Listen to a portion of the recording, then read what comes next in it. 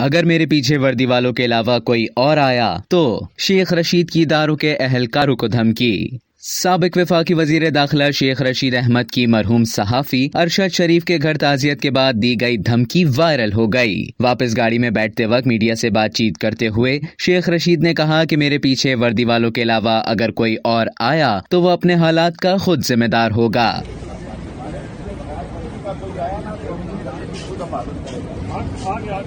हमारे पीछे अगर बगैर वर्दी के कोई लोग आए, गाड़ियां आई तो अपनी हिफाजत बिल्कुल नहीं इजाजत दूंगा मेरा पीछा करने की। मेरे पीछे किसी ने बगैर वर्दी के सफेद कपड़ों में आया तो अपना खुद जिम्मेदार होगा।